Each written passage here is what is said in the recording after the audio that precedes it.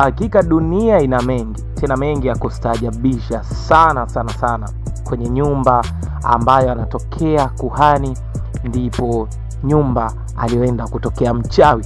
Unaambiwa huko Mbeya kuna mchungaji mmoja ambaye mwenye umri wa miaka 66 kwa jina anafahamika kama mchungaji Gordon Ngumbuke wa kanisa la Pentecoste Evangelical Fellowship Africa, kifupi PEFA, la Iganzo jijini Mbeya. Ameuawa nje ya nyumba yake mtaa wa Mwamfute, kata Ilemi, na wananchi waliojichukulia sheria mkononi wakimtuhumu kumuua jirani yake kwa ushirikina. Katekista Fadhili Komba mwenye umri wa miaka 32 wa Kigango cha Mwansekwa, parokia ya Mwanjelwa, jimbo kuu Katoliki la Mbeya.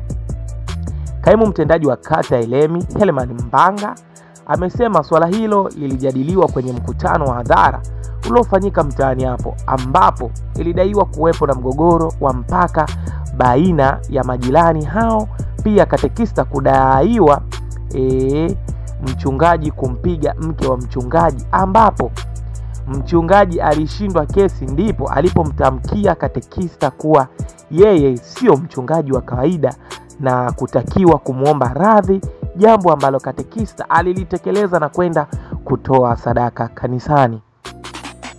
Pamoja na kutekeleza maagizo ya mchungaji, katekista alianza kuumwa ugonjwa wa kuhara tangu mwezi Disemba mwaka jana hadi umati ulipomkuta Aprili 15, 2025.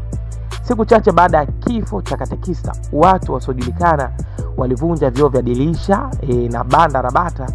Ndio mchungaji Ndumbuke alipiga picha na kuzua tafrani kwa vijana ambao walimshambulia mchungaji nje ya nyumba yake mpaka kupoteza maisha. Polisi walichukua mwili wa marehemu kwa uchunguzi zaidi, na baadhi ya wananchi wanashikiliwa kwa uchunguzi zaidi wa tukio hilo. Chief George Lioto amesema wananchi waache tabia za kujichukulia sheria mkononi, ili hali akionya kuachana na vitendo vya ushirikina, ingawa serikali haiamini kwamba kuna ushirikina.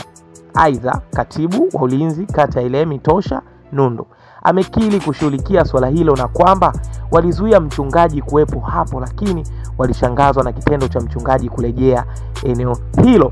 Mazishi yatafanyika tarehe 19 ambayo ni siku ya leo nyumbani kwao huko mtaa wa Sistila, kata Iunga, jijini Mbeya.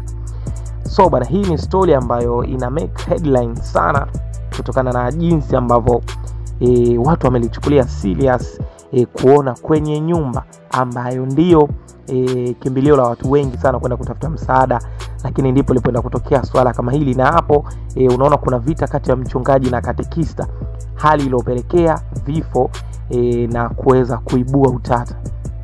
Ipo hivi bwana, masuala kama haya yapo kwenye nyumba za ibada. Si kila mchungaji ama mtu yote unamuona kanisani basi akawa ni vile ambavyo unavyomuona kimwili.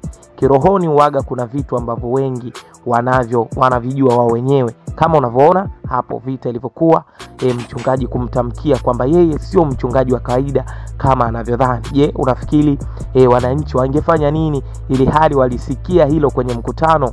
Lakini katekista alikuwa mnyonge na ni mpole, hivyo aliamua kwenda kumuomba msamaha huyo mchungaji, lakini pia akaenda kutoa na sadaka kanisani. Lakini ghafla aliumwa ugonjwa wa kuhara na ikapelekea kifo. Hivyo kama si mpango wa Mungu ama mpango wa binadamu, basi lolote ambalo lilitokea, basi wananchi ama watu ilikuwa ni lazima kumtolea macho huyo mchungaji ambaye yeye kwa mara ya mwisho ndo alizungumza maneno hayo. Haijalishi kwamba uliongea kwa utani ama kivipi, ila tu linapotokea jambo basi kuna namna watu wanaweza kukutazama. Ndio maana tunaambiwa tuchunge sana vinywa vyetu, tuchunge sana midomo. Unaweza ukatamka neno ukachukulia kawaida, lakini likatokea jambo kupitia neno ambalo ulitamka na watu wakakuelewa vibaya. So bana, drop comment hapo chini, utakommentisha kinoma noma, subscribe, like, comment, share.